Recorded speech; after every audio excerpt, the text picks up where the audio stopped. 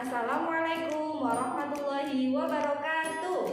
Perkenalkan, saya Nurul Soba, NIM 858557141. Saya dari Universitas Terbuka Malang, Pokjar, Gondang Wetan.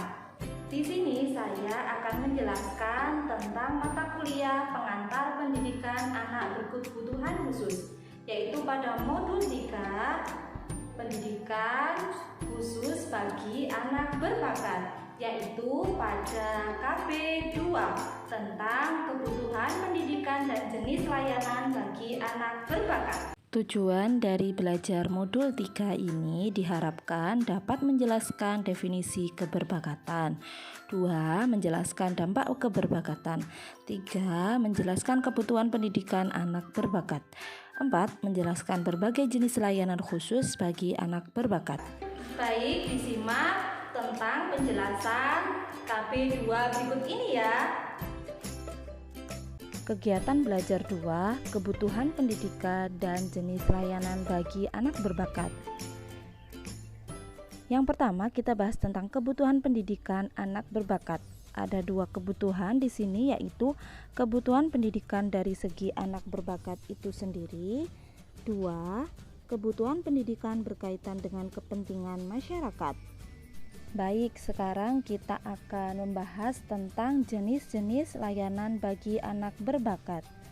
Di sini ada 2 komponen, yaitu yang pertama, komponen sebagai persiapan penentuan jenis layanan. Pada komponen ini, sebelum menentukan, kita harus memperhatikan beberapa hal yang penting. Yang pertama, pengidentifikasian anak berbakat. 2. Tujuan umum pendidikan anak berbakat.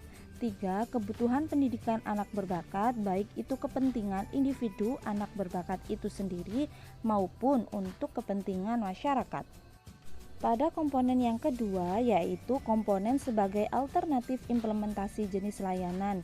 Di sini perlu diperhatikan hal-hal yang berkaitan dengan implementasi layanan pendidikan anak berbakat. Yang pertama, ciri khas layanan yang sesuai dengan kebutuhan anak berbakat. Ada 2, yaitu adaptasi lingkungan belajar. Pada adaptasi lingkungan belajar ini, Gallagher dan kawan-kawan tahun 1983 mengemukakan ada beberapa cara sebagai berikut. Yang pertama yaitu kelas pengayaan, kedua guru konsultan, 3 ruangan sumber belajar, 4 studi mandiri, 5 kelas khusus, dan yang terakhir yaitu sekolah khusus. Selanjutnya yaitu adaptasi program. Pada adaptasi program dilakukan dalam beberapa cara, di antaranya yaitu melalui percepatan atau akselerasi siswa, 2 melalui pengayaan, 3 pencanggihan materi pelajaran, 4 pembaruan, 5 modifikasi kurikulum sebagai alternatif. Pada modifikasi kurikulum sebagai alternatif ini ada 2 kurikulum, yaitu kurikulum plus dan kurikulum berdiferensiasi. Komponen selanjutnya sebagai alternatif implementasi jenis layanan yaitu strategi pembelajaran dan model layanan.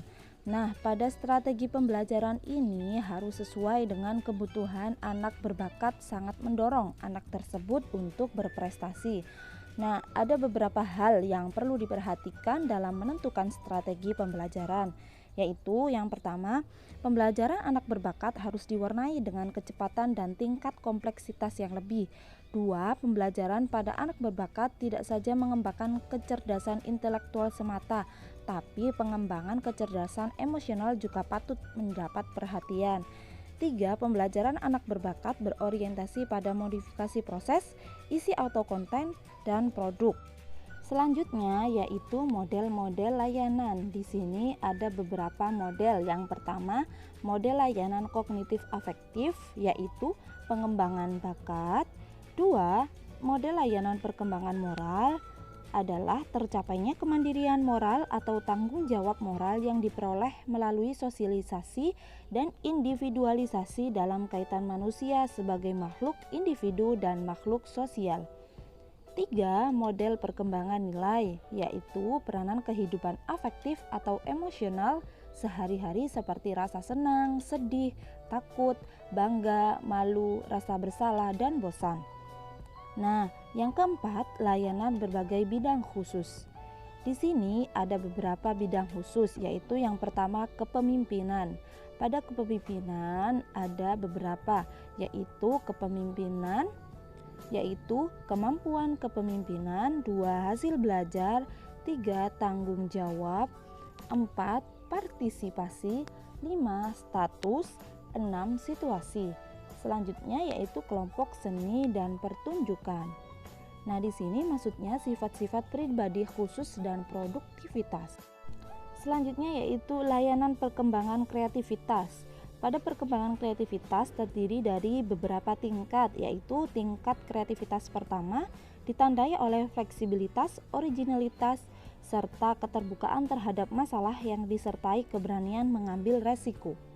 2. Tingkat kreativitas kedua ditandai oleh adanya pemetaan masalah dengan mencari pemecahan masalah secara teratur. 3. Tingkat kreativitas ketiga dengan mengadakan perumusan masalah berdasarkan asumsi tertentu seperti mencari berbagai informasi tentang hal-hal tertentu. Poin selanjutnya yaitu stimulasi imajinasi dan proses inkubasi.